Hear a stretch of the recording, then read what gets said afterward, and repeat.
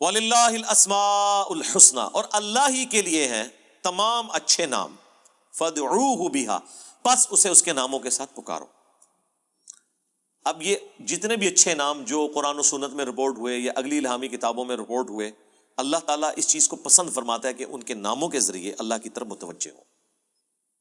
اسی لیے ہم جو دعائیں مانگتے ہیں اس میں بھی اللہ تعالیٰ کے اسماء ہوتے ہیں۔ بسم اللہ الذی لا یضر مع اسمہ شیء فی الارض ولا فی السماء وہو السمیع العلیم۔ تو دیکھیں اللہ تعالیٰ کے ناموں کے ذریعے پکار ہے، یا حی یا قیوم برحمتک استغیث اصلح لی شأنی کلہ ولا تکلنی الی نفسی طرفۃ عین۔ اللہ کے ناموں کے ذریعے اس کی طرف متوجہ ہو رہے ہیں۔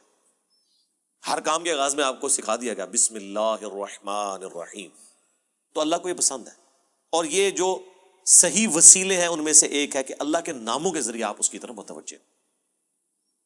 اسماء اعظم، سورۃ الاخلاص اسماء اعظم ہے، آیت الکرسی، سورۃ الحشر کی آخری 3 آیات، پھر احادیث میں بھی آئے ہیں، سنن ابی داؤد میں حدیث، ترمذی میں، کہ جو شخص ان کلمات کے ساتھ متوجہ ہوتا ہے، اللہم انی اسألک بانک انت اللہ لا الہ الا انت الاحد الصمد الذی لم یلد ولم یولد ولم یکن لہ کفوا احد، تو اللہ تعالیٰ اس کو واپس نہیں کرتا۔ ترمذی میں آیا لا الہ الا انت سبحانک انی کنت من الظالمین، اللہ واپس نہیں کرتا۔ بخاری مسلم میں آیا لا حول ولا قوۃ الا باللہ، اللہ کے جنت کے خزانوں میں سے ایک خزانہ ہے۔ تو یہ اسماء الحسنہ جو ہیں اللہ تعالیٰ کے نام، اس کے صفاتی نام، وہ نہیں ہے جو آپ کو صوفیاء بتا رہے ہوتے ہیں کہ اتنے 1000 دفعہ یہ نام تسبیح کھینچ لیں، وہ نہیں، وہ ایک دفعہ ہی بہت ہے میرے بھائی، یہ ایک ہی دوائی کام کر دیتی ہے۔ زیادہ تر 3 دفعہ دعائیں آئی ہوئی ہیں، 7 دفعہ آئی ہوئی ہیں، 10 دفعہ آئی ہیں، اس سے زیادہ نہیں، سوائے تسبیحات کے جو 33 دفعہ ہیں یا 100 دفعہ ہیں۔ دعائیں تو آپ کو آیت الکرسی ایک ہی دفعہ پڑھنی ہے فرض نماز کے بعد۔ ابو داؤد میں حدیث ہے ایک دفعہ پڑھ لو صبح کے وقت، لا الہ الا اللہ وحدہ لا شریک لہ لہ الملک ولہ الحمد وہو علی کل شیء قدیر، شام تک اللہ کے قلعے میں ہو، اللہ کی طرف سے شیاطین کے اگینسٹ قلعے میں ہو، شام کو پڑھ لو صبح تک قلعے میں۔ ابو داؤد ترمذی میں ہے کہ جو شخص صبح اور شام 3 دفعہ آخری 3 صورتیں پڑھ لیتا ہے، ہر چیز سے اسے کفایت کر جائے گی۔ بخاری مسلم میں حدیث ہے جو رات کو سونے سے پہلے سورۃ البقرہ کی آخری 2 آیات ایک دفعہ بس پڑھ لے، جو کچھ مانگا مل جائے گا اور ہر چیز سے اسے کافی ہو جائے گی۔ مسلم شریف میں حدیث ہے کہ سبحان اللہ والحمد للہ ولا الہ الا اللہ واللہ اکبر پڑھنا، رسول اللہ فرماتے ہیں مجھے ہر اس چیز سے بڑھ کر محبوب ہے جس پہ سورج طلوع ہوتا ہے، دنیا اور دنیا کی ہر چیز سے بڑھ کر یہ پسندیدہ ترین کلمات ہیں جو ہم فرض نماز کے بعد بھی پڑھتے ہیں۔ تو یہ اللہ تعالیٰ کے کلمات ہیں، ان کے ذریعے اللہ کی طرف متوجہ ہوں، اللہ تعالیٰ دعا قبول کرتا ہے۔ وہ ترمذی میں حدیث ہے ایک شخص آیا، اس نے نماز پڑھی، پھر تیزی سے دعا شروع کر دی، آپ نے فرمایا سائل نے جلدی کی۔ ایک دوسرا شخص آیا، اس نے پہلے اللہ کی حمد بیان کی، پھر دروشی پڑھا، پھر دعا مانگی، فرمایا سل تعطا، سل تعطا، مانگ تجھے دیا جائے گا، مانگ تجھے دیا جائے گا۔ اور نماز میں بھی پروٹوکول آپ دیکھیں کیا ہے، پہلے اللہ کی حمد بیان ہوتی ہے، التحیات للہ والصلوات والطیبات، پھر درود شریف، اور اینڈ پہ جا کے دعائیں آتی ہیں۔ دعا کا پروٹوکول ہے اللہ کی تعریف اور اس کے بعد درود شریف اور پھر دعا، اس کے بغیر دعا قبول نہیں ہوتی۔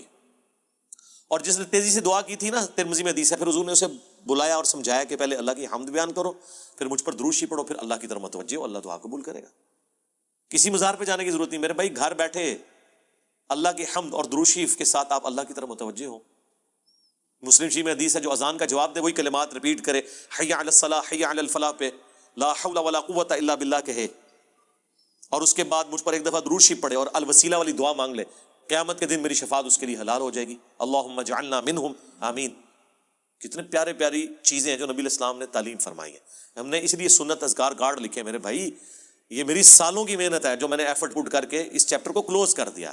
Green card, blue card, orange card, میں بالکل خبتیوں کی طرح 2008 سے لے کے سمجھ لیں 2010 تک میں نے کوئی حدیث کی کتاب کا چیپٹر نہیں چھوڑا جس میں میں اللہ کے نبی کے وظائف کو تلاش نہ کروں صلی اللہ علیہ وآلہ وسلم، پھر حدیثوں کی صحت کے پیچھے، پھر جتنے علماء نے اذکار کی کتابیں لکھی وہ، پھر اذکار کارڈ جو چھپے تھے، اس کے بعد میں نے ایک انٹلیکچوئل ترتیب کے ساتھ یہ اذکار کارڈ لکھے، آخرت کا بلو کارڈ اور گرین کارڈ، ہماری ویب سائٹ پہ رکھیں، ڈاؤن لوڈ کریں تو اس کو پڑھیں، ان کے ترجمے بھی ساتھ لکھے تاکہ آپ کو سوز و گداز فیل ہو. صرف عربی پڑھنے سے تو نہیں آپ کو پتہ چلے گا اگر آپ کو پتہ ہی نہ ہو کہ اس کا مطلب کیا ہے.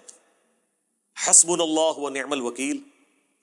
بخاری کی حدیث ہے، ابن عباس کہتے ہیں کہ تمہارے جد امجد ابراہیم کو جب آگ میں پھینکنے لگے تھے تو وہ پکار اٹھے تھے حسبنا اللہ و نعم الوکیل. اور تمہارے نبی پہ بھی جب مصیبت آتی تھی وہ کہتے تھے حسبنا اللہ و نعم الوکیل. اور اس کا ذکر تو قرآن میں ہے سورہ آل عمران کے اندر کہ جب اہل ایمان کو خبر پہنچی کہ کافر ان کے خلاف سازشیں کر رہے ہیں تو اہل ایمان پکار اٹھے حسبنا اللہ و نعم الوکیل. ہم نے اللہ ہی پر بھروسہ کیا، وہی بہتر کارساز ہے. اب یہ جب آپ کا کنسیپٹ ہوگا تو یہ اللہ کے صفاتی ناموں کے ساتھ آپ متوجہ ہو رہے ہیں. باقی تو اللہ کے کلمات تو ختم ہی نہیں ہونے. سورہ لقمان میں، سورہ بنی اسرائیل، سورۃ الکہف میں اللہ تعالیٰ کیا فرما رہا ہے کہ اگر زمین سارے کے سارے درخت جو ہے کلمے بن جائیں اور سمندر سیاہی بن جائیں اور 7 سمندر اور بھی ساتھ مل جائیں، اللہ کے کلمات نہیں ختم ہوں گے. سبحان اللہ وبحمدہ عدد خلقہ ورضا نفسہ وزنۃ عرشہ ومداد کلماتہ. بخاری میں حدیث ہے اللہ تعالیٰ کے 99 نام ہے، جو ان کو لے لے گا تو اس پہ جنت واجب ہو جائے گی. لینے سے مراد یہ نہیں ہے کہ وہ ان کی صرف تسبیح کھینچتا رہے گا، مراد یہ کہ وہ اللہ تعالیٰ کو سیریس لے گا. ٹھیک ہے. اور لوگ وہ خالی نام پڑھ رہے ہوتے ہیں، کہتے ہیں بس جنت ہوگی، نماز پڑھنے کی لوڑ ہی کوئی نہیں. بھائی اگر یہ سنت صحیح کبریٰ میں حدیث ہے نا کہ جو آیت الکرسی فرض نماز کے فوراً بعد پڑھتا ہے مرتے ہی جنت میں داخل ہوگا. جنت اور اس کے درمیان صرف موت کا وقفہ ہے، تو اس کے لیے نماز بھی پڑھنی پڑے گی. صرف آیت الکرسی پڑھنے سے کچھ نہیں ہونا. تو یہ اللہ تعالیٰ ہمارے تمام اچھے نام اللہ کے لیے، ان کو اس کے ناموں کے ساتھ پکارو. وَذَرُوا الَّذِينَ يُلْحِدُونَ فِي أَسْمَائِهِ. اور چھوڑ دو جو کج روی کرتے ہیں اللہ کے ناموں کے ساتھ. اب یہ مشرکین عرب جو ہے رحمان نام سے بڑا چڑھتے تھے، تو پھر اللہ نے سورہ بنی اسرائیل میں کہا کہ اللہ کو چاہے اللہ کہہ کر پکارو چاہے رحمان کہہ کر، تمام اچھے نام اس کے ہیں. اسی لیے دیکھیں اللہ نے رحمان، اللہ کو اپنا ذاتی نام تو اللہ کا ایک ہی ہے اللہ، یہ بھی 2 الفاظ کا مجموعہ ہے. الہ، دی الہ.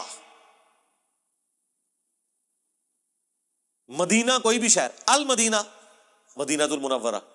الہ معبود، جھوٹا ہے سچا کوئی بھی. الہ ایک ہی معبود ہے سچا. یہ الہ، الہن تن الہ، یہ بن گیا اللہ. یہ اللہ کا ذاتی نام ہے. اگر اس کے لیول پہ اس کے بعد دوسرے نمبر پہ جو نام اللہ کو پسند ہے نا وہ ایک ہی ہے، الرحمن. باقی سارے نام جو ہے نا وہ اس سے نیچے ہیں. اسی لیے مسلم شریف میں حدیث ہے اللہ کو 2 نام بڑے پسند ہیں، عبداللہ اور عبد الرحمن. یہ بڑا سینسٹیو مسئلہ تھا مشرکین عرب کے لیے رحمان. قرآن میں آپ کو بار بار یہ چیز ایمفیسائز ہوگی. اللہ تعالیٰ بعض اوقات صرف رحمان کو لے کے چل رہے نام کو. قل ان کان للرحمن ولد فانا اول العابدین. اے نبی تم فرماؤ اگر رحمان کا کوئی بیٹا ہوتا تو میں اسے پوچھ رہا ہوتا. اس طرح اللہ تعالیٰ اپنا کسی اور نام کو ذکر نہیں کرتا. یا اللہ کا نام آتا ہے قل هو اللہ احد، اے نبی تم عرض کرو اللہ کے حضور اور ان کو فرما دو کہ بے شک اللہ ایک ہے. تو اللہ اور الرحمن یہ 2 اللہ کے فیورٹ نام ہیں. اسی لیے اللہ نے دیکھیں بسم اللہ میں رکھ دیا اسے، بسم اللہ الرحمن الرحیم. سورہ فاتحہ الحمدللہ رب العالمین الرحمن الرحیم، ایک یونیک نام ہے. تو جو کجربی اختیار کرتے ہیں ان کو ان کے حال پہ چھوڑ دو. سَيُجْزَوْنَ مَا كَانُوا يَعْمَلُونَ. ان قریب ان کے برے اعمال کی سزا ان کو دے دی جائے گی.